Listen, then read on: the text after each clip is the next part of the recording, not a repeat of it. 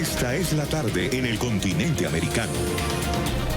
Cuando anochece en Europa y amanece en Asia, así cae la tarde en el continente americano y transcurre la noche y el amanecer en el resto del mundo.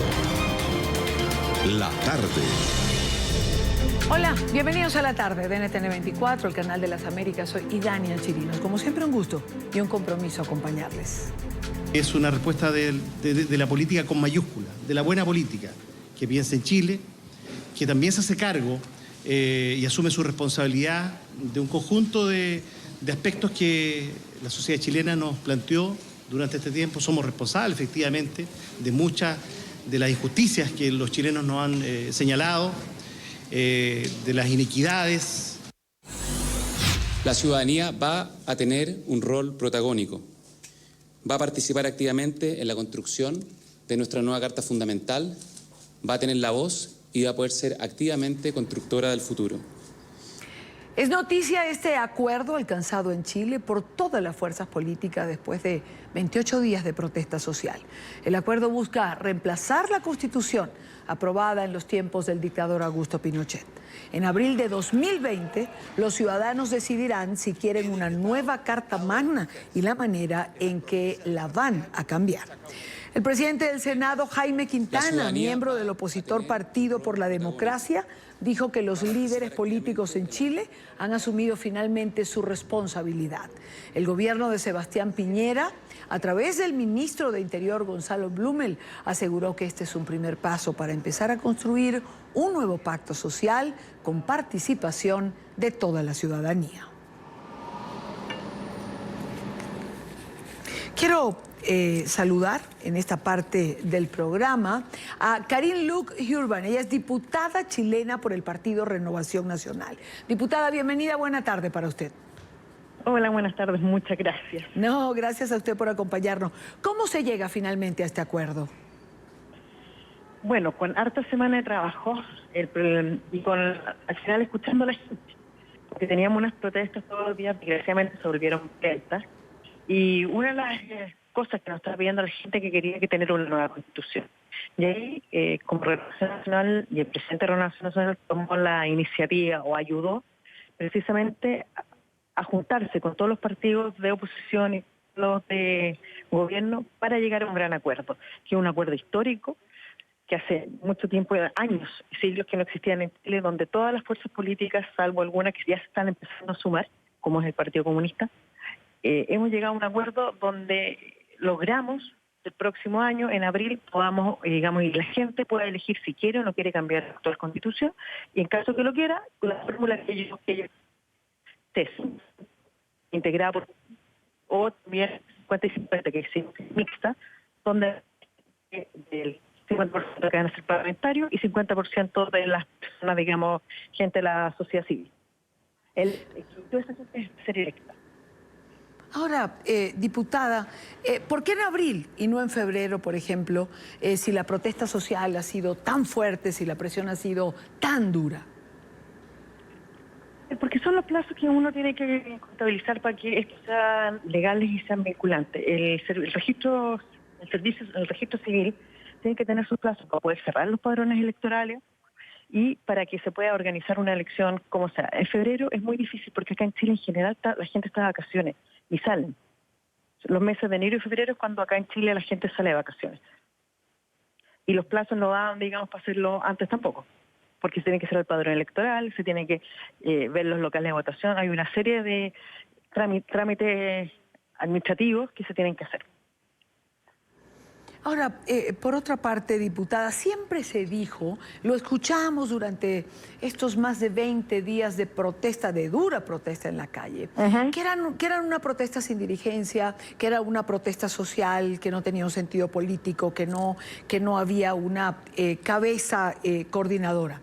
Pregunto, al no ser o al no haber sido protestas de carácter político, ¿se van a calmar con este acuerdo al que han llegado las fuerzas políticas chilenas? A ver, yo creo que son cosas paralelas. Yo creo que una es las exigencias que nos hacía la calle, y más allá que dijeran que no había cabeza, habían partidos que sí estaban avalando estas movilizaciones y la violencia con que estaban. Especialmente el Partido Comunista nunca condenó y nunca les dijo que pararan la violencia, ni mucho menos. Recién en los últimos días empezaron a decir que condenaban la violencia. Y más, participaban en esas manifestaciones, ¿ya? Y algunas que la mayoría fueron violentas. Pero nosotros, aparte de eso, yo creo que lo más urgente, después ya dimos una señal con el tema político, ahora viene el gran pacto social, ver cuáles son, qué es lo que también nos están pidiendo, ver las necesidades y como son las pensiones, que son acá algunas de las adultos mayores bajísimas y de repente trabajan muchos años y reciben una muy baja pensión. El tema de los medicamentos que acá son caros. Entonces ahora estamos en la segunda pata que nos toca, que es precisamente hacer un gran acuerdo social y ponernos de acuerdo en los grandes temas que son, como son pensiones, también en salud. Diputada Luc, ¿estamos conscientes de lo golpeada que queda la economía por la acción de estos días de protesta? Sí, obvio. De partida, hoy día en el Congreso acabamos de aprobar una inyección al Banco del Estado precisamente para que las pymes, que son las pequeñas, grandes y medianas, o sea, las pequeñas y medianas empresas, se le puedan otorgar créditos blandos y puedan reactivarse nuevamente en sus negocios. Y el Ministerio de Economía también está trabajando para sacar otro tipo de beneficios para sobre todo las pequeñas empresas que se vieron mermadas todas sus capacidades con estas manifestaciones, porque o los saquearon o los quemaron o necesariamente no pudieron trabajar estos días, porque ahí las manifestaciones tenían que cerrar solo el negocio. Entonces sí se está consciente y por eso mismo se está trabajando no solamente en otorgarles en el presupuesto de la Nación solamente para tema de infraestructura, que las comunas en general quedaron las calles muy dañadas, semáforos, muchas comunas sin semáforo y todo, sino también a la gente que tuvo problemas precisamente por producto de estos saqueos y de esta violencia que se vio en las calles. Así es.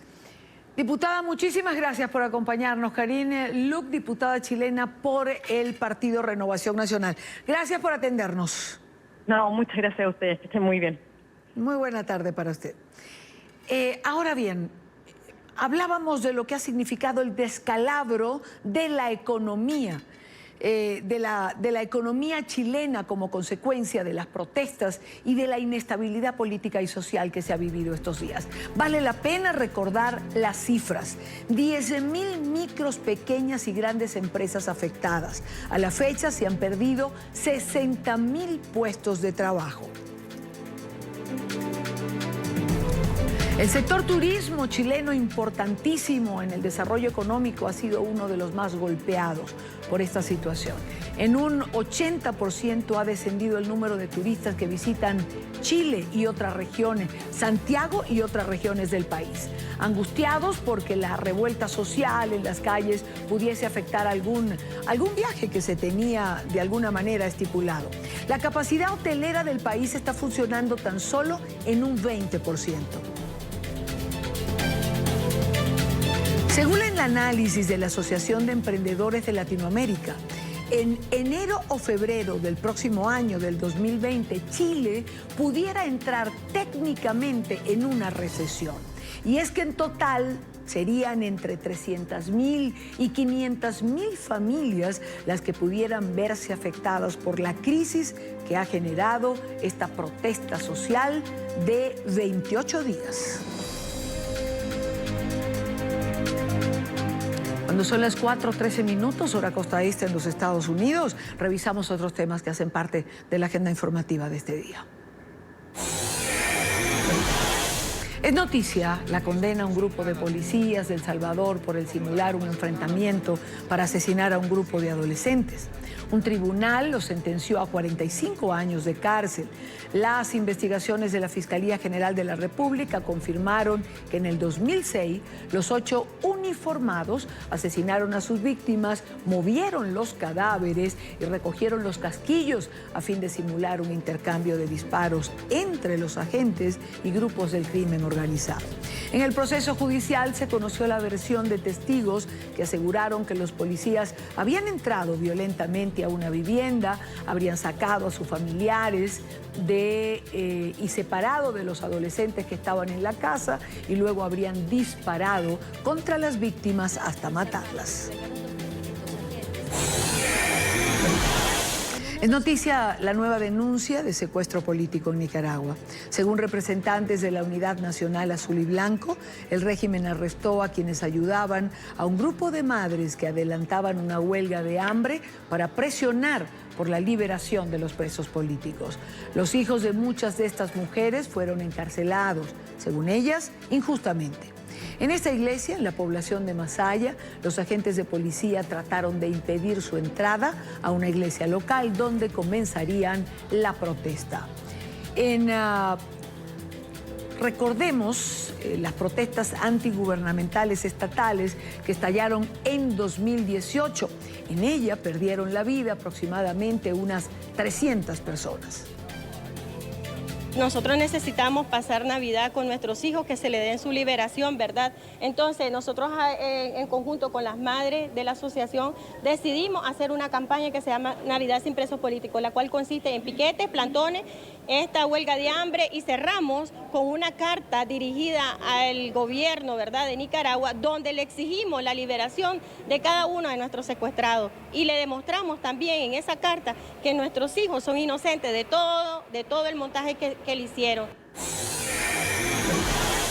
Es noticia México, donde aparecieron 12 cuerpos desmembrados dentro de bolsas de plástico cerca de la ciudad de Guadalajara, al oeste del país.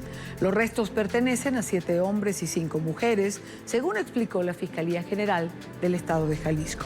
El número de víctimas podría ser mayor, ya que los expertos forenses únicamente han analizado 33 de las 52 bolsas que fueron encontradas. El área metropolitana de Guadalajara ha registrado un incremento de fosas clandestinas en los últimos años. Grupos de narcotraficantes y secuestradores utilizan este tipo de lugares para deshacerse de víctimas y también de enemigos. Cada vez que encuentran nuevas fosas, los familiares de los desaparecidos asisten a estos lugares. Dicen que no hacen más que buscar en todos los sitios posibles en los que puedan aparecer los restos de sus seres queridos. Se nos está dando el derecho de estar presentes dentro de esta búsqueda. Y dentro de esta búsqueda estamos única y nada más como observadoras. Y yo recuerdo los primeros días, los primeros meses que mi hijo estaba desaparecido. Es un dolor que no se lo deseo a nadie. Es un dolor indescriptible.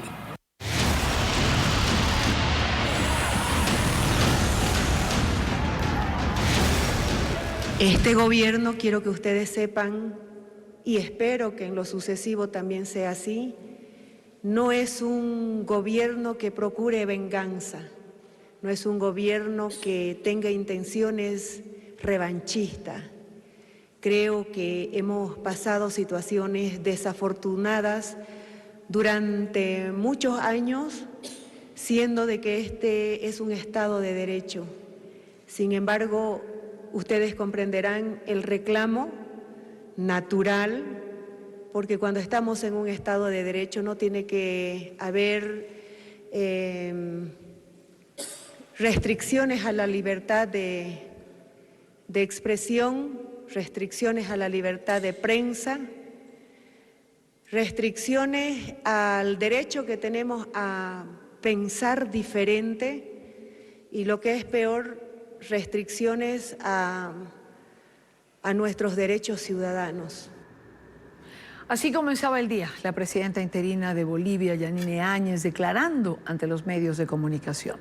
Se refería también a lo que ella denominó el verdadero golpe de Estado que ocurrió en Bolivia.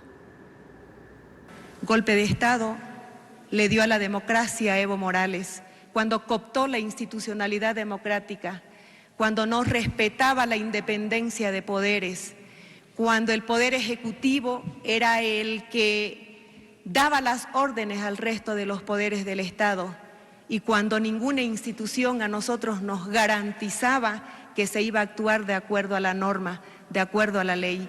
Y eso provocó de que haya un hartazgo en la población y que nos atrevimos a salir a la calle con todas sus consecuencias, a reclamar el derecho al voto y sobre todo a reclamar el derecho de vivir en libertad y en democracia. La presidenta interina también dijo este viernes que el exmandatario Evo Morales puede regresar al país, a su país desde el exilio en México. Sin embargo, aclaró que si lo hace, deberá responder ante la justicia por irregularidades en los comicios de octubre y por denuncias de corrupción. Él se fue solo, porque no tenía que responder, porque él sabe de que todavía tiene cuentas pendientes con la justicia boliviana. Y yo creo de que hay que ser responsable, que si el presidente Morales vuelve, que vuelva. Pero él sabe que también que tiene que responder con la justicia.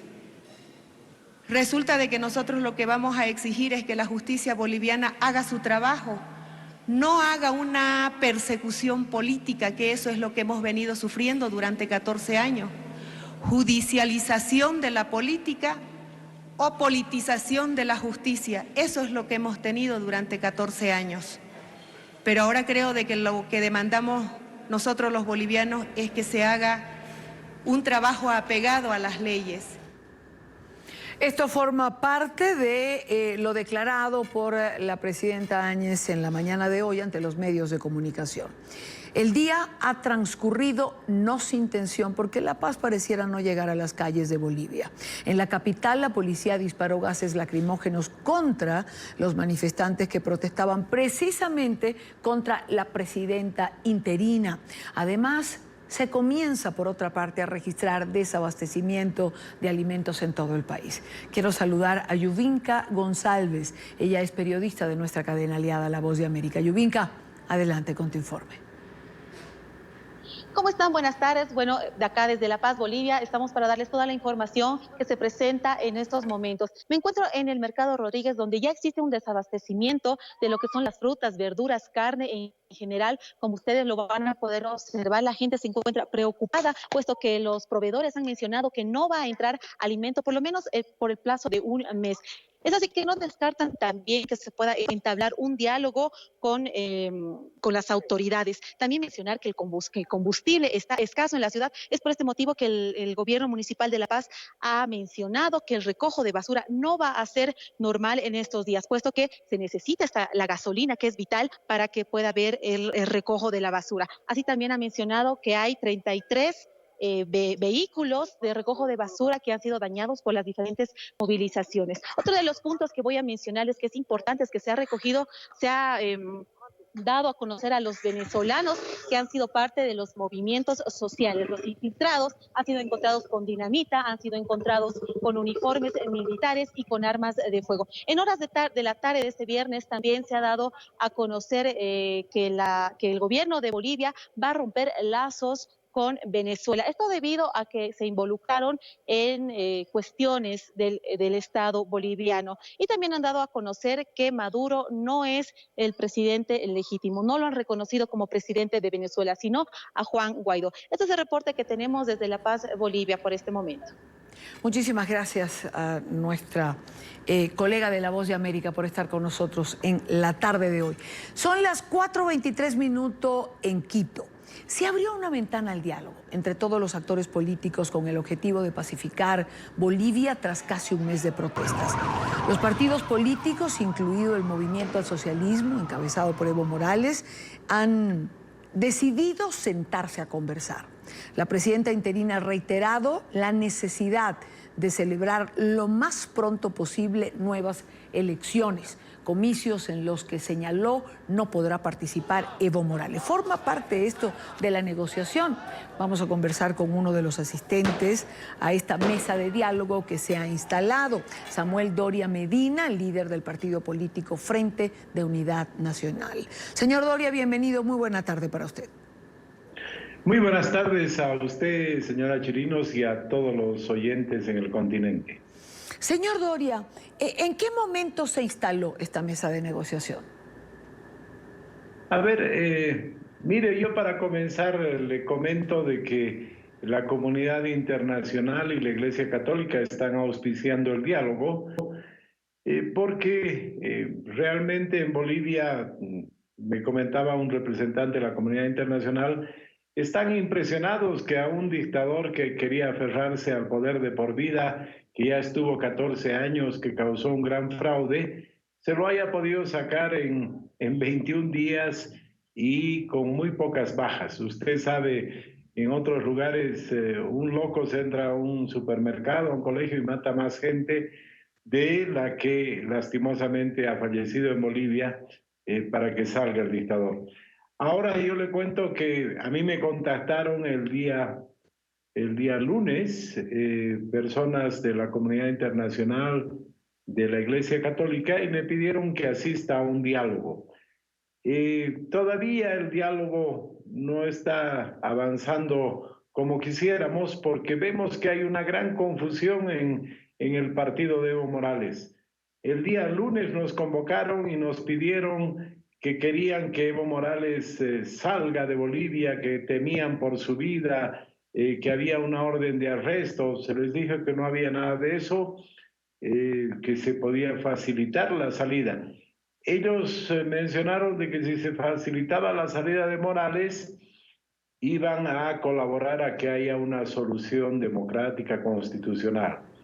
Le encargamos al expresidente Jorge Quiroga que hable con miembros de las Fuerzas Aéreas de Bolivia para que permitan que entre ese avión mexicano, no haya ninguna restricción. Y así se cumplió. Una vez que Evo Morales estuvo en México, volvieron los representantes del partido de Evo Morales y dijeron que iban a hacer lo posible, que no sabían si podía haber una reunión en el Congreso, y no fueron al Congreso. Bueno, después de ese acto fallido del diálogo, ayer nuevamente se comunicó la Iglesia Católica, la comunidad internacional, para tratar de otra vez avanzar en el diálogo. Nos hemos vuelto a reunir, representantes de los partidos políticos, del gobierno, la Iglesia Católica, la comunidad internacional, y nos han sorprendido porque la representante del MAS ahora nos pide que Evo Morales quiere volver. Entonces, mis conclusiones personales son que están completamente confundidos. Un día piden ayuda para que salga, el otro día para que vuelva. La presidenta ya les ha dado una respuesta muy clara. Entonces, yo veo que la situación se está consolidando en Bolivia. El gobierno de la presidenta Yanine Áñez se está consolidando. Hay algunos problemas todavía en la Ciudad del Alto, pero hace unos minutos yo publicaba en mi cuenta de Twitter que varias zonas de la Ciudad del Alto han decidido ya no bloquear, ya no marchar, sino que quieren trabajar y que quieren paz. Entonces eso va a tender a normalizarse, además con la llegada del fin de semana. En Cochabamba hay un grupo de productores de coca y sus derivados que quieren pasar y entrar a Cochabamba, pero la policía no los ha dejado. Hay seguramente un último intento por ser viernes en la tarde, y yo diría que con eso se va a ir pacificando la situación en Bolivia, porque no tienen argumento. Claro, es muy difícil salir a defender el fraude, el engaño. Claro. Entonces está claro de que la solución que nosotros hemos logrado es que haya nuevas elecciones con un tribunal independiente, sin fraude, con transparencia. Yo estimo que... señor Doria, esta mesa, a ver, se comenzaron las negociaciones buscando la salida del hoy expresidente Evo Morales. Eso lo tenemos claro, que se permitiera el ingreso del avión, que se aceptara el recurso del asilo político otorgado por México, eso se permitió, el expresidente salió, lo tenemos hoy en México. Entiendo también que se planteó en un momento que no se persiguiera a los asambleístas del movimiento al socialismo, y que eso también formó parte del diálogo. Pero llegado a este punto que usted señala, ahora quieren que Evo Morales regrese, pero ¿regrese en qué condición? Es decir, que regrese al país como un expresidente que regrese porque quiere presidir la mesa de diálogo, que regrese porque pretende participar en el proceso electoral. ¿Tenemos claro en qué condición quiere regresar el expresidente Morales? Creo que usted apunta muy bien, porque ellos no saben lo que quieren. Debe ser pues muy difícil después de ejercer el poder dictatorialmente durante 14 años, verse de la noche a la mañana afuera. Ellos han renunciado, han dado la instrucción que todos renuncien y en un acto realmente muy lamentable después han aparecido y han dicho que no han renunciado. Hay un diario paceño que dice que los bolivianos que parece que van a contribuir con un nuevo vocablo al diccionario de la Academia de la Ciencia, que es desrenunciar. Eso no es serio, ¿no? No es serio, y yo creo que usted apunta muy bien. No saben lo que quieren.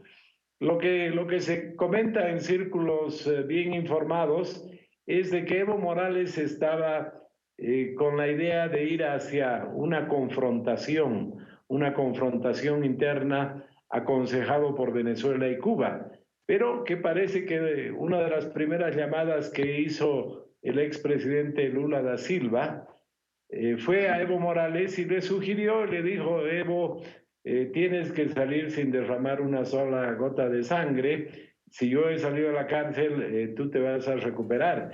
Entonces, en ese momento Evo Morales renuncia, tiene otra estrategia, da la instrucción a su gente que todos renuncien, pero parece que después se vuelve a arrepentir, lo cual no es inusual. El presidente Morales muchas veces dice una cosa, hace otra cosa, la cambia. Entonces el expresidente Morales debe estar muy complicado, pues en México ya no tiene aviones, helicópteros, mucha gente a su mando, y debe estar realmente sin poder asumir su nueva realidad. Él ha salido de Bolivia porque él ha renunciado, porque él ha pedido asilo, porque ha causado un gran fraude electoral y los bolivianos le hemos pescado el fraude electoral. Esa es la razón por la cual se ha ido. Bueno, y ha sido una renuncia pública y notoria, es decir, lo ha hecho ante los medios de comunicación, dio una larga explicación, lo hizo también el vicepresidente Linera.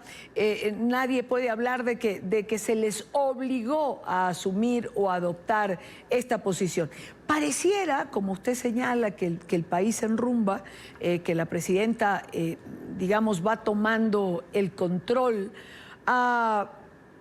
Pero ¿cree usted que realmente se pueda impedir o no? No que se pueda impedir. ¿Cree usted que el presidente Morales o el expresidente Morales tiene todavía la capacidad de subvertir el orden si se lo propone? Mire, en Bolivia ha habido un cambio con el boom de las materias primas, de los precios de las materias primas, y eso ha hecho que la clase media aumente. Antes la clase media era una minoría en Bolivia, pero ahora la clase media, que tiene un ingreso razonable, que quiere democracia, que quiere vivir en paz, que quiere que sus hijos vayan al colegio, que quiere que los enfermos vayan al hospital, es la mayoría. Y es la mayoría que vive en las ciudades. Y especialmente hay mucha población joven. Entonces yo le diría que el 70% de los bolivianos no están con Evo Morales, se han cansado de su autoritarismo. La gota que rebasó la copa ha sido el gran fraude electoral que han montado, que la OEA se los ha pescado y lo han denunciado muy claramente. Entonces, la mayor parte de los bolivianos no queremos saber más de Evo Morales.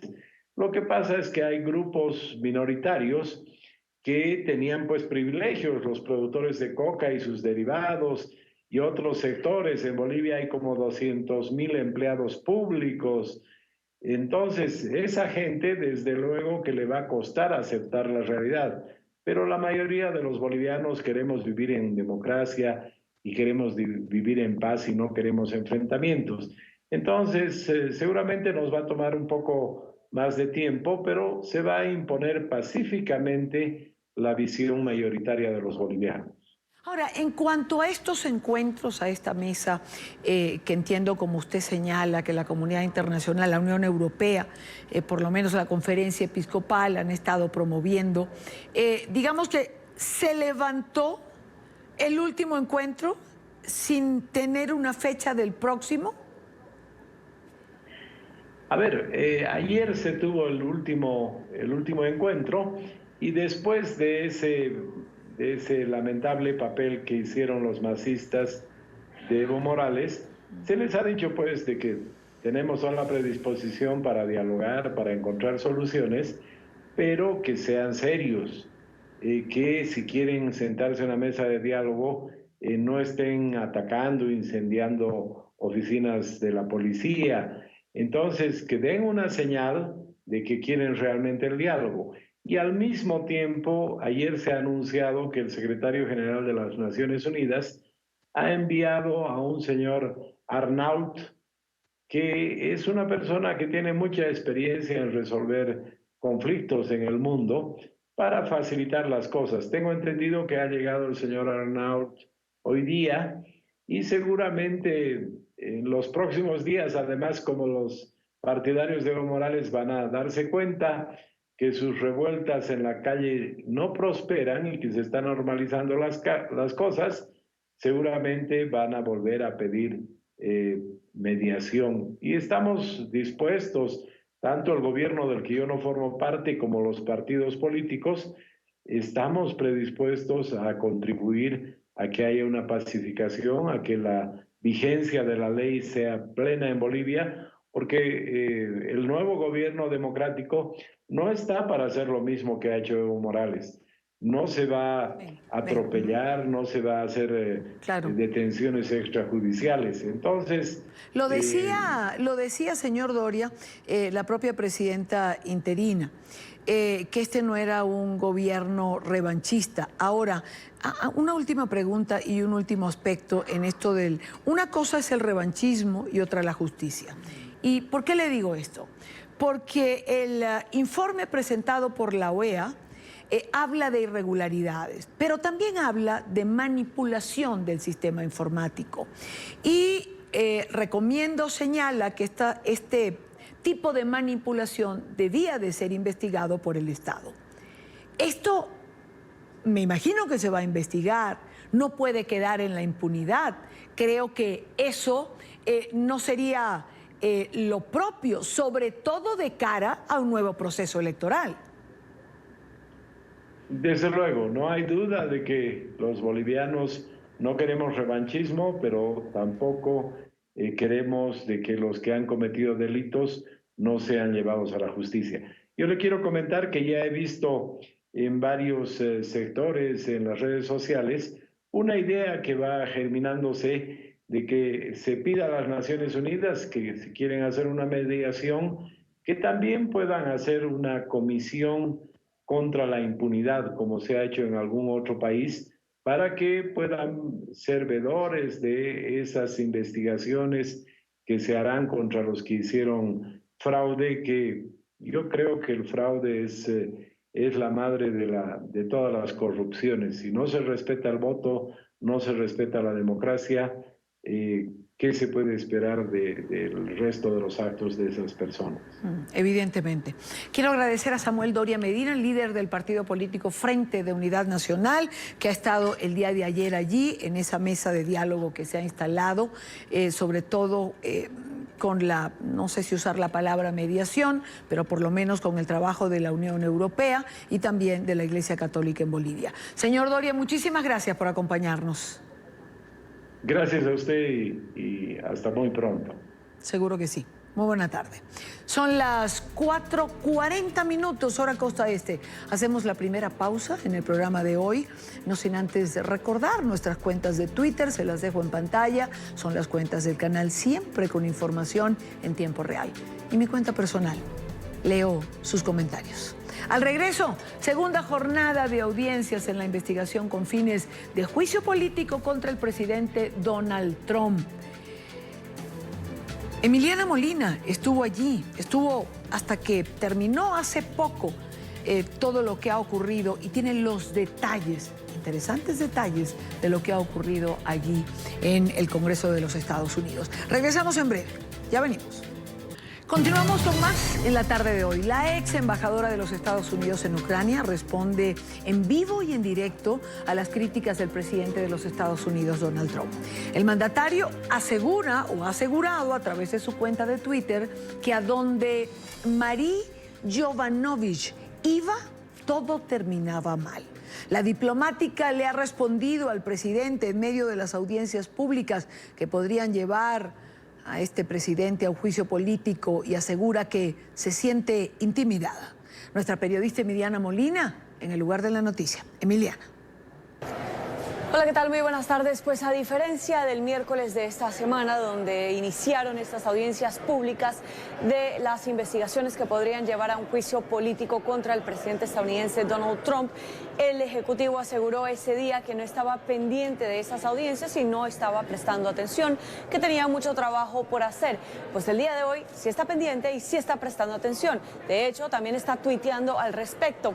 Inicialmente esta mañana empezó criticando directamente a la ex embajadora de Estados Unidos en Ucrania, Marie Yovanovitch, la ex embajadora que está testificando el día de hoy ante los legisladores, asegurando que a donde ella iba, pues le perseguía el caos. En todas partes donde Marie Yovanovitch fue, se volvió mala. Empezó en Somalia. ¿Cómo le fue? Luego, avancen rápidamente hacia Ucrania, donde el nuevo presidente ucraniano habló desfavorablemente de ella en mi segunda llamada telefónica con él. Es un derecho absoluto del presidente de los Estados Unidos nombrar embajadores.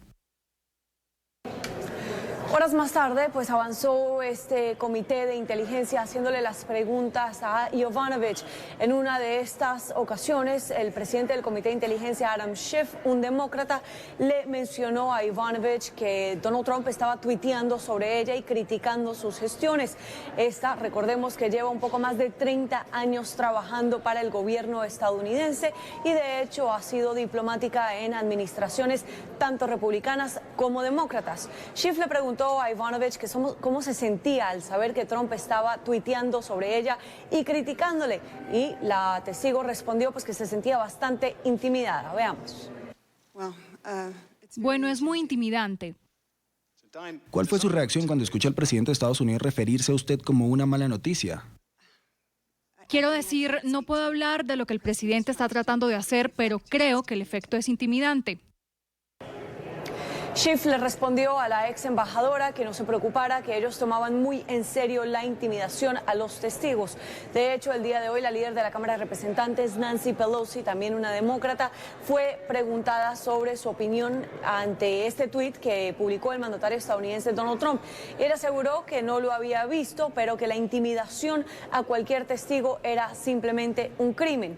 Por otro lado, Yovanovitch también testificó que en la llamada del 25 de julio, cuando se enteró como el Ejecutivo estaba hablando de ella y diciéndole al presidente ucraniano que ella iba a pasar por algunas cosas, pues que ella tomó esa oración del presidente como una amenaza, y fue meses después o días después que la removieron de su cargo como embajadora, meses antes de que su cargo estaba supuesto a terminar. Cabe resaltar que Yovanovitch sí venía de la administración de Barack Obama, pero reitero que ha trabajado con ambos republicanos y demócratas. Por otro lado, el presidente del comité tuvo bastantes problemas iniciando esta sesión, pues fue interrumpido en múltiples ocasiones por los republicanos, que aún continúan tachando esta situación y estas audiencias de un circo y de una farsa. Deshacerse de la embajadora Yovanovitch ayudó a preparar el terreno para un canal irregular que podría llevar a cabo las dos investigaciones que tanto le importaban al presidente: la teoría de conspiración de 2016 y, lo que más importa, una investigación sobre el oponente político de 2020, al que aparentemente más temía, Joe Biden. La embajadora Yovanovitch estaba al servicio de los intereses de nuestra nación en la lucha contra la corrupción en Ucrania, pero se la consideraba un obstáculo para la promoción de la agenda personal y política del presidente. Por eso, la mancharon y la dejaron a un lado. Y minutos antes de iniciar estas audiencias públicas el día de hoy, pues la administración de Donald Trump publicó una segunda transcripción de la primera llamada del presidente Trump con su homólogo ucraniano. Ambos líderes discutían lo bueno que es vivir en cada país, la comida, etcétera. Trump también lo felicitó por su triunfo en Ucrania, pero recordemos que en la letra pequeña la Casa Blanca reitera que estas transcripciones no son palabra por palabra, contradiciendo lo que ha dicho el mandatario públicamente de que las transcripciones que han publicado desde la administración con el presidente Volodymyr Zelensky sí han sido palabra por palabra. Esa es la información que tenemos desde el Congreso. Emiliana Molina para NTN 24. Gracias, Emiliana, por la información. Un resumen de lo que hoy ha ocurrido allí en el Congreso. Corea del Norte tildó al precandidato demócrata estadounidense Joe Biden de perro rabioso, al que según el régimen hay que matar a golpes. En un comunicado acusa al ex vicepresidente de tener, abro comillas, la temeridad de osar calumniar la dignidad de la dirección suprema del país. El equipo de Biden había criticado esta semana en un video de campaña la política extranjera del presidente estadounidense Donald Trump, que según afirmaron consiste en elogiar a los dictadores y tiranos y a alejarse de aliados de Washington. Y en otro orden de ideas, Nueva York plantea una nueva estrategia para combatir una de las mayores crisis por sobrepoblación de habitantes de calle en los Estados Unidos. El gobierno de la ciudad entrenará 18,000 empleados públicos para incrementar el grupo de contacto encargado de ofrecer servicios y soluciones a quienes no tienen techo. Alejandro Rincón tiene el reporte. Alejandro. Hola, feliz tarde de viernes para todos. De acuerdo con el gobierno de la ciudad de Nueva York, hay unas 64,000 personas que no tienen techo. Muchos de ellos recurren a espacios públicos donde nos encontramos ahora. Áreas en sectores residenciales que durante el día sirven predominantemente como espacios de recreo infantil, pero que en el transcurso de la noche son tomados por personas que no tienen un hogar. Es una condición crítica la que se vive ahora mismo en la ciudad de Nueva York. Afecta a todos los renglones de la sociedad. Por ello, compartimos ahora con ustedes el testimonio de un hispano, quien por su condición no comparte con nosotros su identidad, pero sí su testimonio, y a través de él les va a permitir entender un poco mejor la realidad de una persona habitante de calle en la ciudad de Nueva York. Dormir en la calle no es fácil, porque sufres, no tienes a nadie. Y esperas de alguien que te ayude, nadie te ayuda en la calle. No hay amigos, no hay familia, no hay nadie en la calle. Pero uno se lo buscó, porque lamentablemente somos ignorados, somos mal vistos ante la sociedad, nos ven como un bicho raro a nosotros, sinceramente. Y eso es doloroso, porque para mí que todos somos iguales. Es precisamente por esas condiciones que el gobierno de la ciudad de Nueva York presenta una nueva estrategia enfocada desde un lado predominantemente humano, con el objetivo de que progresivamente se empiecen a reducir los niveles de esta población sin techo en la Gran Manzana. El alcalde de la ciudad, Bill de Blasio, dijo lo siguiente a propósito de este nuevo plan, en donde 18,000 empleados públicos serán entrenados para mejorar el alcance a la comunidad y la oferta de servicios a su favor. Es muy importante estos retos que nosotros estamos enfrentando para los estadounidenses. Muchas de estas personas nunca han sido tratadas y han simplemente estado en la calle, pero la respuesta no es simplemente no hacer nada. Recuerden que cada persona que podamos apoyar y ayudar en las calles es una oportunidad para hacer algo, para que puedan vivir mejor, y toma mucho tiempo y trabajo. Nosotros creemos que este tipo de trabajo y esfuerzos es la clave y constantemente podemos estar comprometidos. Esa es la respuesta. La estrategia bautizada en inglés Outreach NYC, viene a complementar otra serie de planes que ya han estado en marcha recientemente para atacar directamente esta crisis por el gran número de habitantes de calle que hay ahora mismo en la ciudad de Nueva York. La expectativa es que en los próximos meses, pues, este nuevo plan empiece a dar resultados, dado que a través de todos los Estados Unidos el problema que enfrenta ahora mismo la Gran Manzana por la situación de los habitantes de calle es verdaderamente grave. Es lo que tenemos para ustedes por ahora. Continúen en la tarde. Gracias, Alejandro Rincón, por la información. La visita de los reyes de España a Cuba ha estado marcada por simbolismos políticos, a pesar de distanciamiento que usó desde el inicio la diplomacia española, asegurando que se trataba de un viaje netamente institucional. Aunque hubo críticas por la llegada de los monarcas a la isla, las palabras del rey Felipe defendiendo el modelo democrático fueron bien recibidas por el exilio cubano. Paola Serna en Miami tiene el reporte. Paola.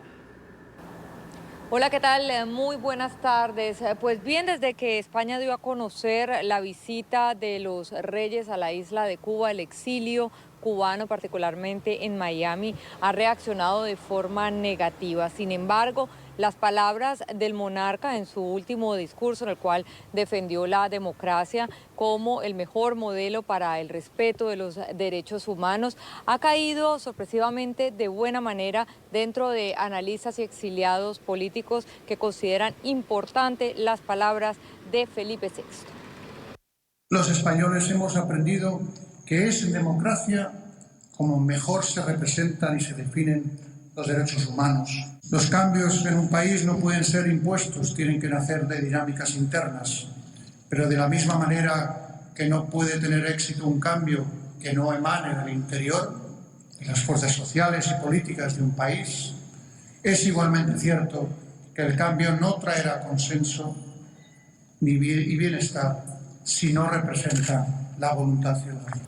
Y ayer España sancionó el bloqueo que mantiene Estados Unidos contra Cuba. Esto a pesar de que aseguraron que la visita de los monarcas españoles era una visita netamente institucional y no tenía nada político. Estados Unidos va a continuar con su política de endurecimiento con relación a Cuba. Y no importa que 100 países, 150 países, le pidan que no lo haga. Lo van a hacer porque tienen todo el derecho a hacerlo.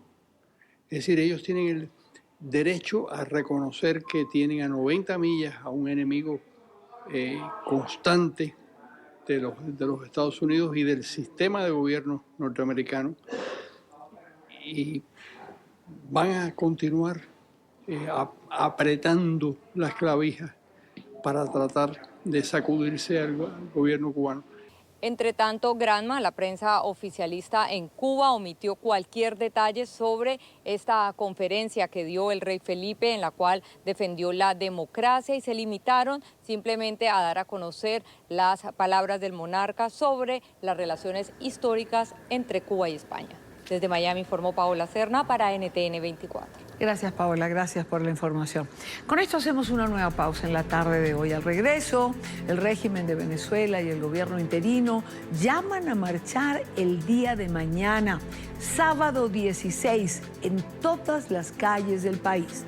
Juan Guaidó asegura que este es el momento de volver a la calle, de hacerse sentir, de presionar de esa manera. El presidente interino Guaidó será nuestro próximo invitado. Ya regresamos.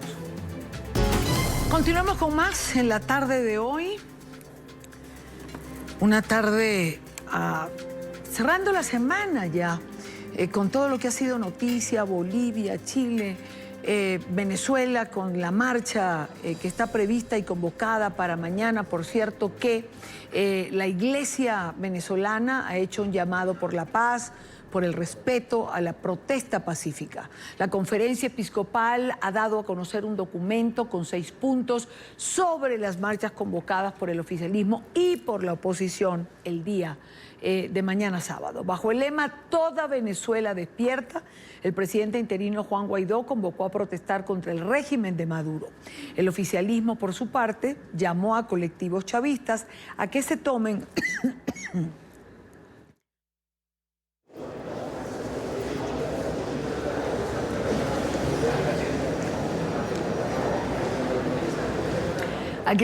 las principales ciudades del país. Ante la preocupación, el prelado pide mesura a ambos sectores de una polarizada sociedad venezolana. Para disponer. Hay, por otra parte, una creciente expectativa, por supuesto, por las movilizaciones de calle que se están convocando.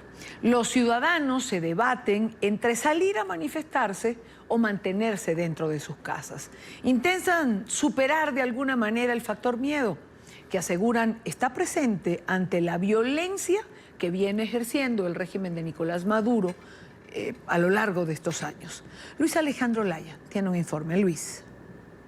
Hola, buenas tardes. En Venezuela los ciudadanos tienen expectativas ante las movilizaciones convocadas por Juan Guaidó, presidente interino de Venezuela, para este sábado 16 de noviembre. La gran mayoría de los consultados por NTN 24 en las calles de la ciudad de Caracas señalan que quieren salir a manifestar. Entienden que esta pudiese ser la vía para presionar un cambio democrático en el país. Sin embargo, señalan que toda la violencia de los años anteriores, la represión y también la persecución, así como los muertos del año 2017, hacen mella en la población. Muchos de ellos tienen miedo de salir a las calles. Hay que mantener la protesta en la calle. Esa es la única manera de que nosotros nos hagamos sentir en la calle. La convocatoria realizada por Juan Guaidó para protestar este sábado 16 de noviembre genera expectativas en los ciudadanos. Se debaten entre salir o no a la calle. Quedándonos en nuestra casa, yo creo que difícilmente que nos puedan escuchar, aunque no nos escuchen estando en la calle, pero es una manera de hacer sentir que nosotros queremos un cambio, Entonces la gente está muy desmotivada con eso de las marchas, muy de acuerdo con realmente las cosas mejoren. Si esa es la salida, bienvenida sea, pero se ha marchado y se ha marchado bastante. La mayoría de los encuestados por NTN 24 está dispuesto a protestar, pero aseguran que lo harán con miedo por la violencia que ha ejercido el régimen en oportunidades anteriores. Se ha visto muchas familias afectadas, han habido muchos muertos, en anteriores oportunidades se ha marchado, o sea, mucha juventud se perdió y entonces no pasó nada. También hay quienes no están dispuestos a arriesgar su vida para defender a ninguna parcialidad política o quienes dicen estar decepcionados de la dirigencia política. Yo sinceramente soy una persona que prefiero estar retirada de esas cosas, siempre se pierde un peo, una vaina y no.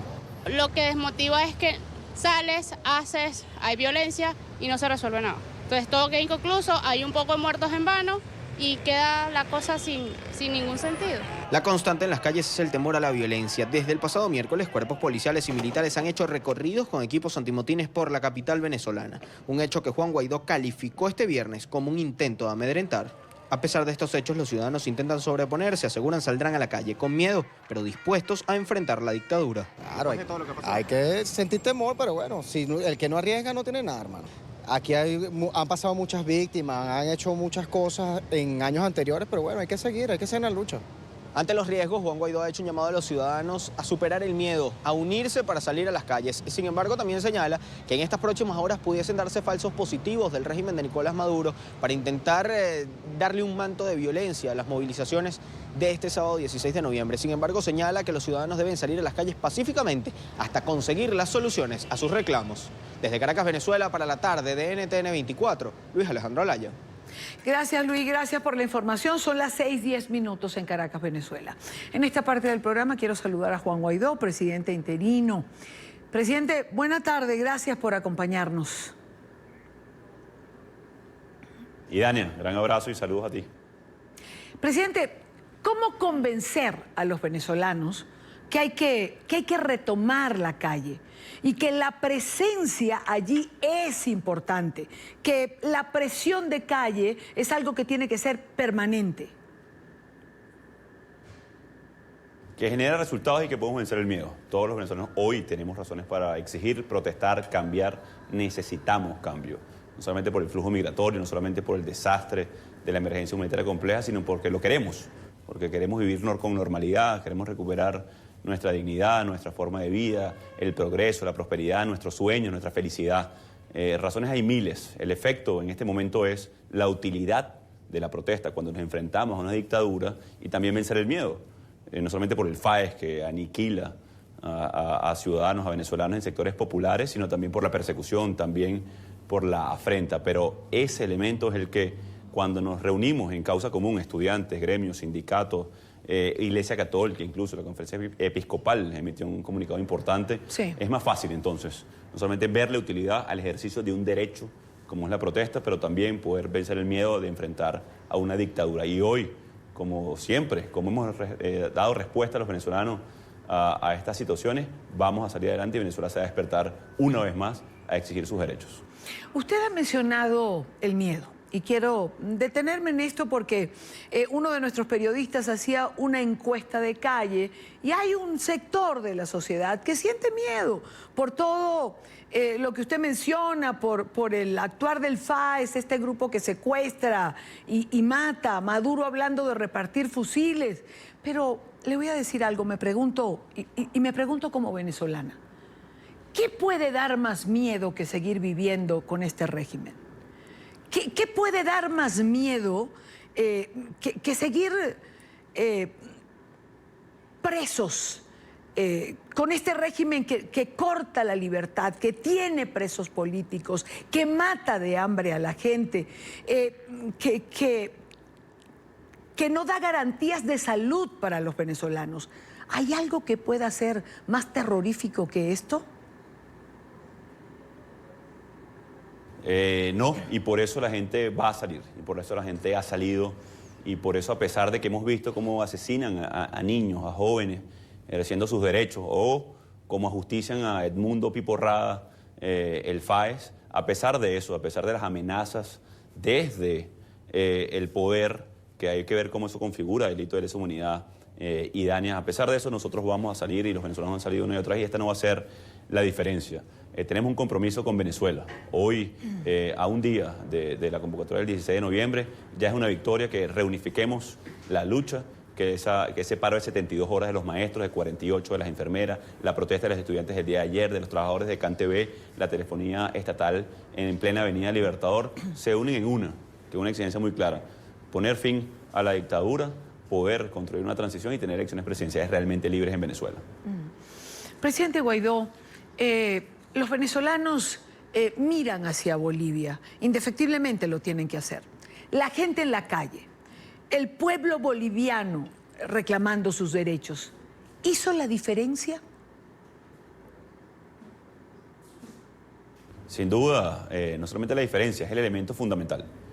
Y por supuesto, y desde la experiencia venezolana, sabemos que no es lo único. La presión internacional, el ejercicio de la mayoría, la unión de todos los factores, el plan país, el plan de una transición, poder ejercer nuestros derechos, haber visibilizado la crisis, la emergencia, la denuncia, son muchos los factores, pero el elemento central en este caso es el ciudadano ejerciendo sus derechos, la protesta. La dictadura ha querido hacer ver que en Venezuela hay una pugna por el poder, o esto es un problema entre izquierda y derecha. Aquí no hay una pugna por el poder, aquí no hay un país polarizado, aquí hay un país unido por su lucha en poder vivir con libertad, con dignidad, recuperar su normalidad en este momento. Por eso el factor fundamental en Bolivia o en su momento en Venezuela en el 58 o en su momento en la mayoría de las transiciones es ciudadanos protestando, unidos, ejerciendo sus derechos, tomando conciencia, por supuesto, del contexto. Hoy es una dictadura, hoy es el miedo que quieren sembrar a través de grupos de exterminio que en Venezuela denominan FAES, que es un grupo de una policía de fuerza especial,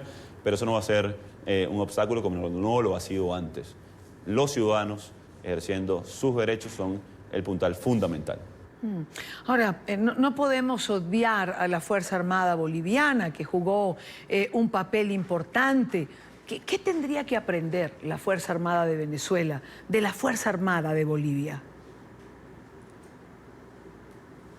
Ese es el elemento adicional, ¿no? Creo que, por supuesto, y lo hemos venido hablando desde el principio de año, hablamos de la ley de amnistía y garantías, de la necesidad de contar con una Fuerza Armada apegada a Constitución, una Fuerza Armada con respeto al pueblo venezolano, a la soberanía, y por cierto, no solamente de cara a la transición, sino por ejemplo hacer frente al ELN, que tiene presencia en Venezuela y utiliza el oro venezolano para financiar su ola de terror, a la disidencia de la FARC, que por cierto también detuvieron a algunos en Bolivia de esta agrupación. Entonces es muy importante el rol de la Fuerza Armada y lo central es apegarse a Constitución, el respeto a los derechos humanos, el respaldo a la lucha de un pueblo que exige precisamente cambiar. En Bolivia, el gobierno interino ha roto relaciones con el régimen de Maduro, ha pedido la salida de los diplomáticos que representaban al régimen, como en su momento también lo hizo el presidente de El Salvador, Nayib Bukele.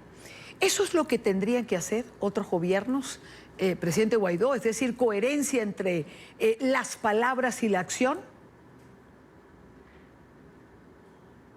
Yo creo que es momento de presionar con mucha más fuerza a la dictadura. Yo creo que son elementos que ejercen presión, pero también un elemento adicional en el caso Bolivia. Ya van 9 detenidos venezolanos con carnet del PSV, el partido del régimen, financiando, generando desestabilización, cosas muy similares que sucedió en Ecuador, por ejemplo, durante las protestas en contra del presidente Lenín Moreno. Mira, Idania, y lo que nos van a sintonizar, Maduro es un incapaz.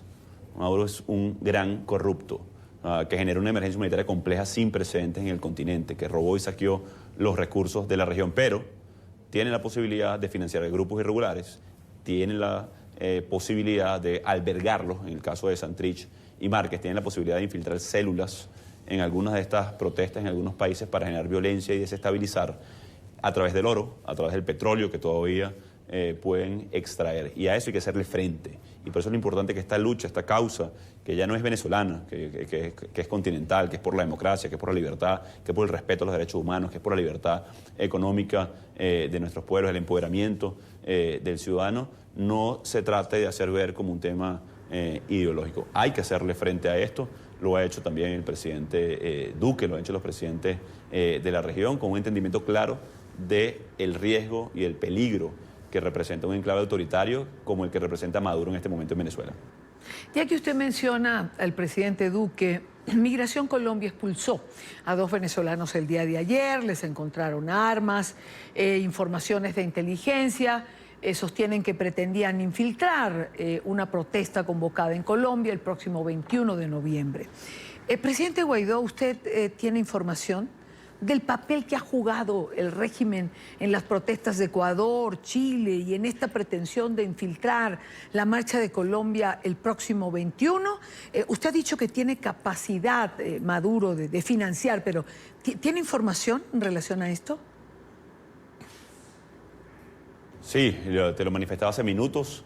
Idania, envían pequeñas células, envían dinero, envían agentes desestabilizadores. De nuevo, Maduro es un gran incapaz, un gran corrupto, un dictador en definitiva, pero tienen todavía posibilidad de financiamiento a través del oro del arco minero en Venezuela, que están destruyendo el Amazonas, desplazando etnias aborígenes y nuestros ancestros, envenenando los ríos, pero utilizan dinero, oro, para poder financiar a estos grupos. Sucedió en Ecuador, lo visibilizó así con pruebas el presidente Lenín Moreno, sucedió el día de ayer en Bolivia y expulsaron también desde Colombia. Por eso hacía referencia que no solamente esto es una amenaza para los venezolanos, también producto del flujo migratorio, pero también la protección y convertir lamentablemente a Venezuela, con lo cual también estamos luchando, en un enclave o casi santuario para el terrorismo regional.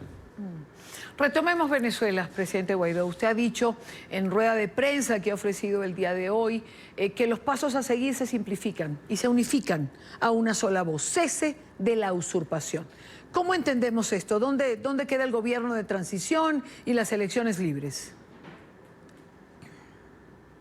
Es el paso para poder avanzar a la libertad. Sabemos que para estabilizar el país, para generar gobernabilidad, para atender la emergencia humanitaria, para frenar el flujo migratorio en Venezuela, debemos poner fin a esta tragedia y orientarlo, por supuesto, a generar las condiciones para producir confianza en el país, atraer inversión, generar empleo y todo lo que produce, en definitiva, estabilidad y un país con un potencial como Venezuela. Debemos salir de la dictadura para luego poder tener elecciones presidenciales libres. Presidente, la gente se ha confundido cuando se habla de nombrar un nuevo Consejo Nacional Electoral desde la Asamblea Nacional. Un nuevo Consejo Electoral, le pregunto, ¿con los miembros del chavismo que han vuelto a la Asamblea Nacional? ¿Un Consejo Electoral para qué? ¿Vamos a elecciones parlamentarias? ¿Esa es la ruta? Creo que es importante aclarar este punto. Bueno, un CNE independiente, imparcial, conformado legítimamente como corresponde por Constitución, por el Parlamento Nacional. Además, por cierto, y Dani, aquí paréntesis, con el reconocimiento implícito del fracaso político, más allá del obvio social y económico de la dictadura. ¿Qué quiero decir con esto? Hoy es evidente que al haber regresado, bueno, ¿dónde queda la supuesta constituyente? ¿Dónde queda el supuesto desacato que tienen años alegando? reconocen de manera implícita sus fracasos, que no los reconoce el mundo, que no tienen ningún tipo de validez internacional, que no pudieron acceder a ningún tipo de crédito, préstamo, representación internacional porque trataron de obviar el Parlamento. Del 2016 a la fecha, solo errores ha producido la dictadura y previo a eso, el desastre que habían generado. Ahora, un CNE independiente, imparcial, debe convocar una elección presidencial realmente libre. Además, el origen del problema venezolano en esta etapa. Evidentemente, venimos producto de la corrupción, viene producto del desastre y la incapacidad, pero en este momento, para generar confianza, para estabilizar el país, para lograr nosotros atender la emergencia humanitaria compleja, necesitamos que poner fin a la dictadura y tener una elección presidencial realmente libre. Y el Parlamento, con fuerza, a pesar de que ha resistido, a pesar de que se ha tocado, debe ejercer sus funciones. Ahora, estamos conscientes de que elecciones claras, transparentes, no serán posibles mientras Nicolás Maduro ocupe el poder en Venezuela. Bueno, la dictadura, de hecho, evidentemente no va a aceptar nada que ponga en riesgo su permanencia en el poder, de secuestrar, de secuestrar la intención de ser libres. Voluntariamente no va a tener una epifanía hoy el dictador. Se va a dar cuenta que destruyeron el país, que generaron una hambruna, que hoy no hay electricidad en Maracaibo, que no hay agua un 83% por tubería de los hogares de Venezuela. Así que parte de esto es forzar un desenlace, generar una transición, lograr poner fin a la dictadura y tener elecciones presidenciales realmente libres, como lo que está sucediendo ahorita en Bolivia. Y que, por cierto, es mi función constitucional como presidente encargado, manejar la transición para tener una elección presidencial libre. Presidente Guaidó, tengo entendido que mañana usted hará anuncios importantes al concluir esta marcha. ¿Puede adelantarnos algo?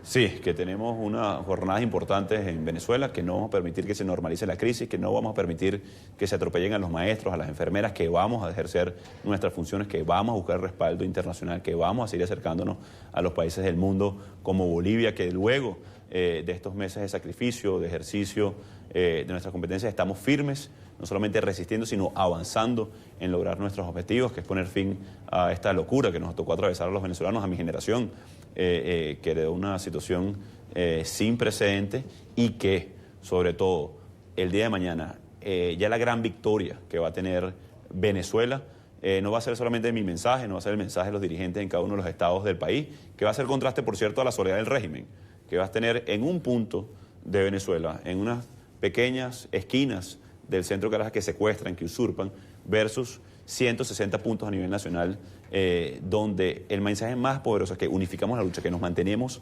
avanzando, que seguimos adelante. Ese testimonio de cada venezolano que, a pesar del miedo o de las amenazas, sigue adelante, de las profesoras, de las enfermeras, ya es determinante y es una victoria temprana que tenemos con este momento que estamos viviendo en Venezuela, pero que tenemos que seguir hasta lograr vencer a la dictadura. Presidente, ¿mantenemos la esperanza? ¿Mantenemos la fe de que Venezuela sí tendrá futuro? Venezuela tiene futuro, Venezuela tiene con qué, sus venezolanos así lo saben, y esa manifestación y esa demostración de mañana tiene que ver también mucho con eso, que no nos doblegaron, que no lo va a lograr la dictadura y que, a pesar de que asesinan con el FAES, que nos persiguen, que a miembros de mi equipo hoy, en este momento, lo están persiguiendo para tratar de generar miedo, no lo va a lograr la dictadura, que es mucho más grande Venezuela, que es mucho más grande las ganas de cambiar y que tenemos consciente nuestro rol en Venezuela, pero también en la región, al ver cómo trata esta dictadura de hacer daño y desestabilizar en el continente. Quiero agradecer a Juan Guaidó, presidente interino de Venezuela, por haber estado estos minutos con nosotros en NTN 24. Gracias, presidente. Gracias, Diana. Saludos. Igual para usted. Son las 6:26 minutos en Venezuela, hora de hacer el próximo corte, pero nuestro equipo de producción me dice que hay una noticia que está ocurriendo en este momento. Pues fíjense, a propósito de persecuciones al equipo del presidente Juan Guaidó, a propósito de sembrar miedos o a propósito del FAES, lo estaba mencionando Juan Guaidó hace unos minutos, funcionario de las Fuerzas Especiales de... Estos son la Policía Nacional Bolivariana, me dice. Se han presentado en la sede del Partido Voluntad Popular, que lidera Leopoldo López y al que pertenece Juan Guaidó.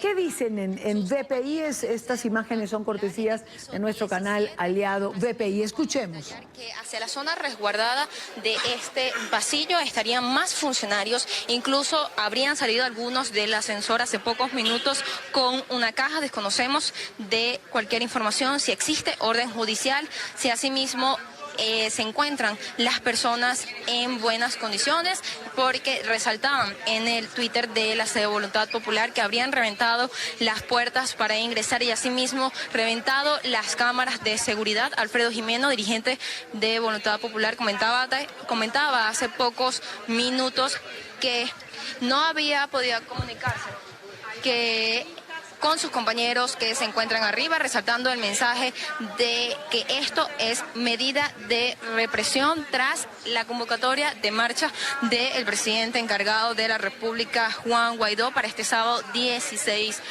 de noviembre. Nosotros vamos a dejarlo con estas imágenes del pasillo para dirigirse hacia la sede de Voluntad Popular. Vamos a dejarlos con imágenes.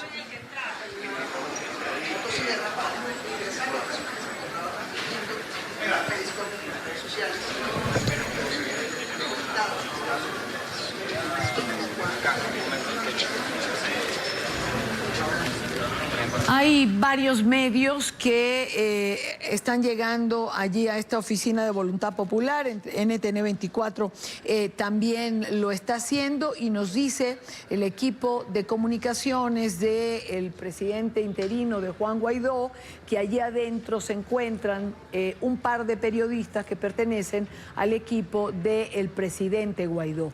¿Recuerdan que mencionaba a Luis Laya, uno de nuestros corresponsales al comienzo de esta parte del programa, que el propio Guaidó había advertido de algunos falsos positivos que podía levantar el régimen de Maduro para sembrar el miedo, para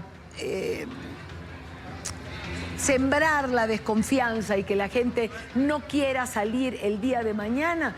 Pues bien, esto es algo de lo que puede estar ocurriendo. También están circulando, por cierto, videos mostrando el rostro de periodistas venezolanos, diciendo que son pagados por la derecha y que si algo ocurre, pues ellos son los culpables. El Colegio Nacional de Periodistas ha levantado una alerta en relación a esto, sobre todo de cara a la cobertura que mañana se tendrá en Venezuela de esta marcha que ha convocado Guaidó, y por supuesto el régimen ha convocado una en paralelo, como suele hacerlo cada vez que la oposición o el presidente interino convocan una concentración, un acto o una marcha.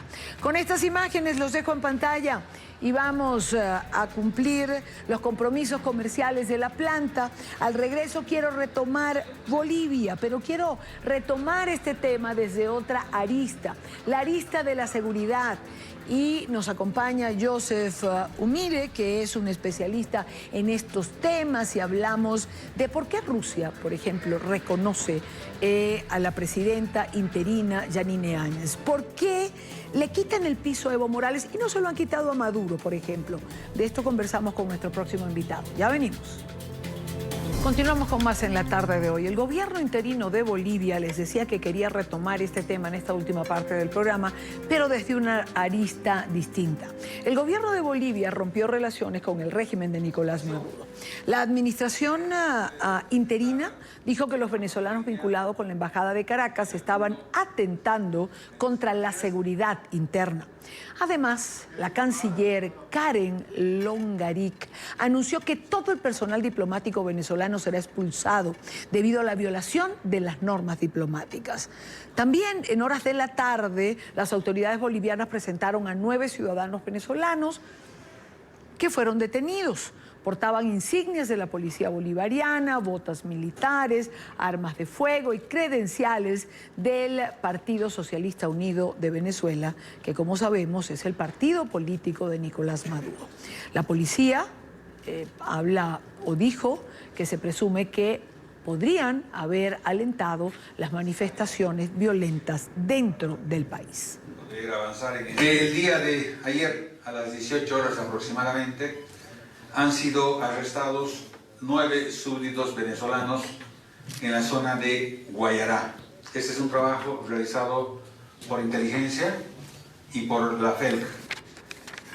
Quiero saludar en esta parte del programa a Joseph Umire, experto en seguridad y amenazas transnacional. Joseph, bienvenido. Buena tarde para ti. Buenas tardes, Idaña. Siempre un gusto. Gracias por la invitación.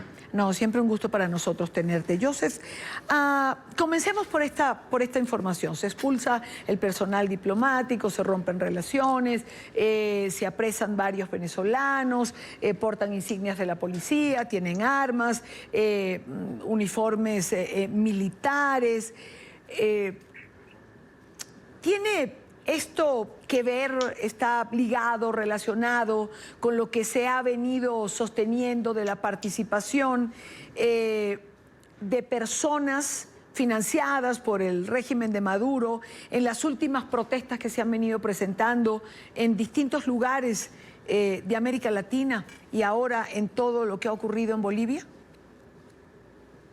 En cierta parte sí, se puede verlo de esa forma porque mira, Bolivia ahorita se está convirtiendo a ser el eje central de la lucha para liberar a América Latina en todo sentido. O sea, la lucha de lo que se está luchando en Venezuela, en Nicaragua, la lucha de décadas de Cuba, todos esos regímenes están mirando a Bolivia como un factor crítico, porque si pierden a Bolivia, pierden una grande logística en el lado ilícito por el parte del narcotráfico, y en la parte estatal, por la alianza que tenían con el régimen de Evo Morales en varias áreas de cooperación en la materia de seguridad, defensa e inteligencia.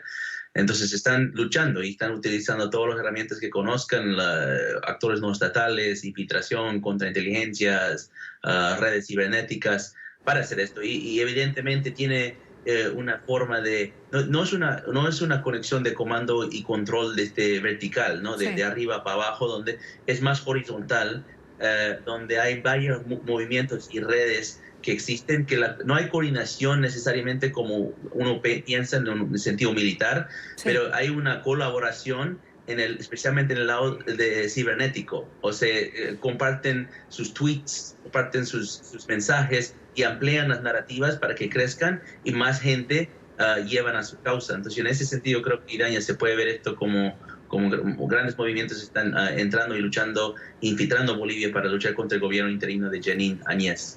Ahora, vayamos a esto que has mencionado. Si se pierde Bolivia, se pierde un punto logístico importante, casi un punto neurálgico. ¿Neurálgico por qué y para qué? Bueno, yo creo que hay tres cosas que hay que tomar en cuenta. Uno es que uno de los más grandes fuentes de dinero ilícito para todos estos regímenes ilegítimos son el narcotráfico, y dentro del narcotráfico la cocaína siempre ha sido uno de los más recursos más productivos para mantener su régimen.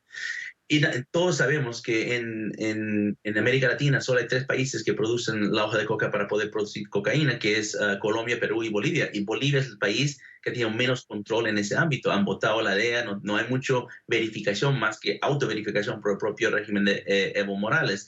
Entonces hay un vacío, es una caja negra de cuánto se está produciendo en realidad de coca y después cuánto se está convirtiendo a cocaína. Y yo creo que eso era un secreto grande, especialmente del régimen de Nicolás Maduro. Había reportes antes que otros periodistas han reportado de vuelos militares que iban directamente de Bolivia a Venezuela con el pretexto, con la fachada de asistencia humanitaria, pero esos vuelos eran llenos de cocaína. Entonces yo creo que esto fue un fuente de financiamiento para mantener su régimen y por extensión sus revoluciones y se lo pueden perder. El segundo punto y el tercer punto lo voy a tocar rápido. El segundo punto es Bolivia tiene algo que mucha gente no ha prestado atención, que es muy importante y le pone en diferencia en Venezuela, y Nicaragua y Cuba. Es cuando la Alianza Bolivariana empezó en 2005, sí. Todos los países de la Alianza, los principales países, Cuba, Nicaragua, Venezuela y Bolivia, empezaron programas nucleares. Pero el único programa que se mantuvo durante el tiempo es el programa de Bolivia. Al punto de ahora, hoy en día, Bolivia tiene, financiado por Rusia, por Rostam, un centro atómico de investigación y un reactor de agua pesada experimental que supuestamente lo iban a poner vigente en 2021.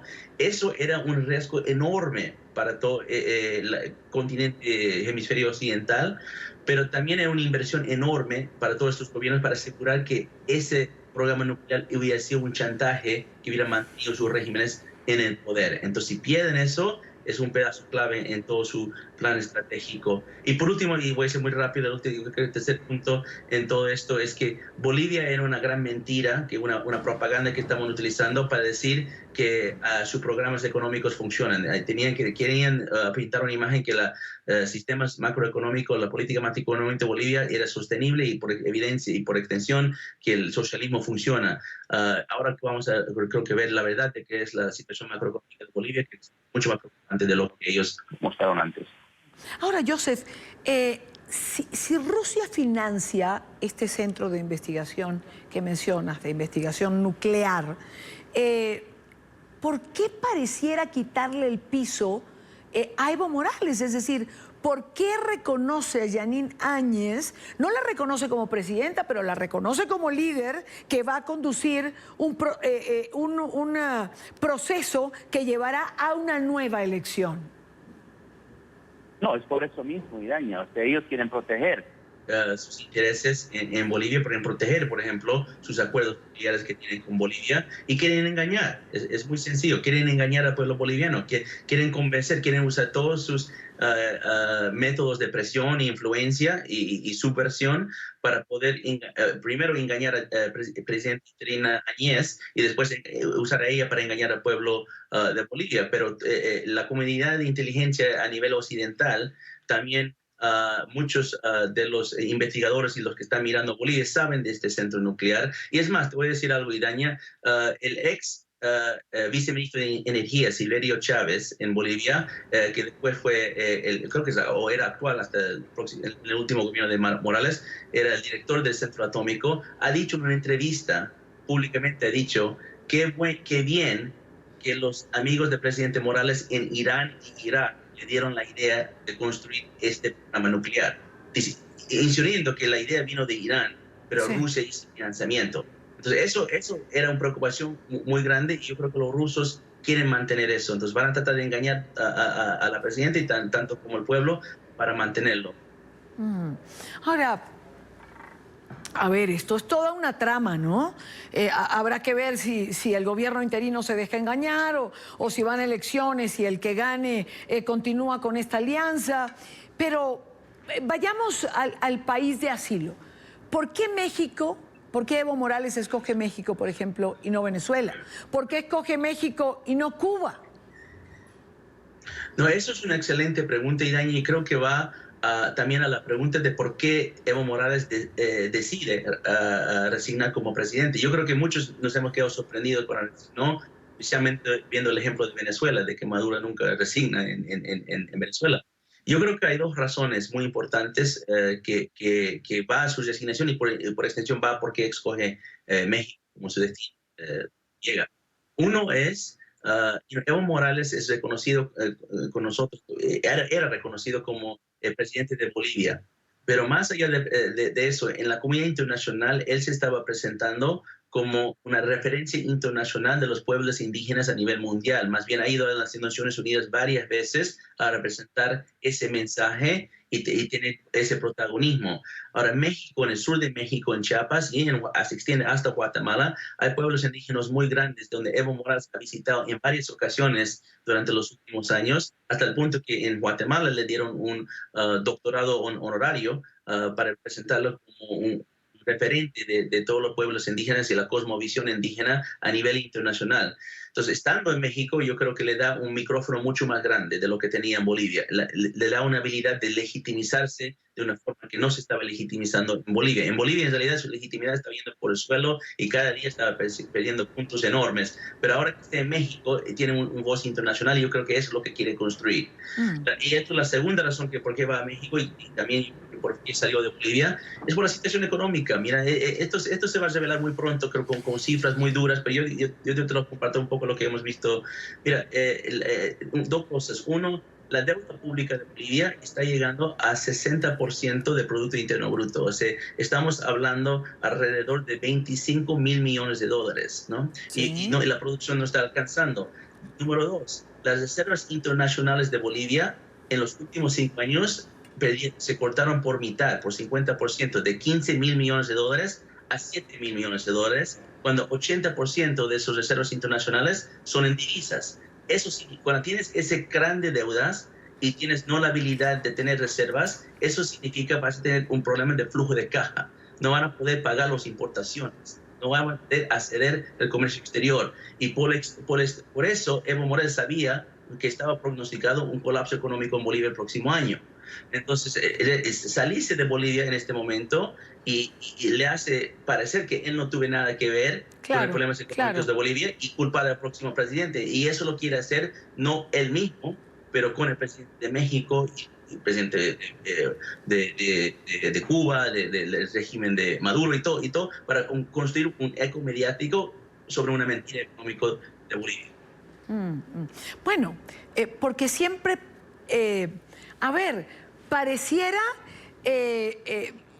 que cuando ellos estaban todo operaba con normalidad, todo funcionaba, todo era progreso, todo eran ventajas económicas, pero que al irse la cosa se trastoca, cuando realmente lo que queda es la consecuencia. El problema es que es muy difícil a veces convencer al pueblo de que esto es una consecuencia, Joseph. Sí, es como Chávez y Maduro, ¿no? Todo el mundo piensa que los problemas económicos de Venezuela empezaron en 2014 con la caída de precio de petróleo y que Maduro fue un fracaso. Bueno, todo el mundo sabe que Chávez hizo todas las políticas que llevó a Venezuela a una caída económica brutal de la historia de América Latina. O sea, era la nacionalización, la control de precios, los grandes gastos. O sea, era una irresponsabilidad enorme por la política chavista por 20 años que ha llevado a este desastre humanitario, el desastre económico que ha llegado a un desastre humanitario en Venezuela. O sea, Maduro es el legado de eso, pero él no fue el origen de ese. Y yo creo que Evo Morales quiere hacer algo parecido en Venezuela, ¿no? Él quiere liberarse de culpa, en Bolivia. En Bolivia. Evo Morales quiere liberarse de culpa del desastre económico que está haciendo. Han maquilado cifras y han podido engañar. Claro, hay algunas cifras macroeconómicas que van a su favor en el lado de pobreza y todo eso así, pero el panorama amplio de la situación económica no fue contado. Y yo creo que muy pronto, yo espero que la presidenta Yanine Áñez revele esto y lo cuente al mundo qué pasó en la situación económica de Bolivia. Y con cifras duras y las muestren. Una pregunta, Joseph.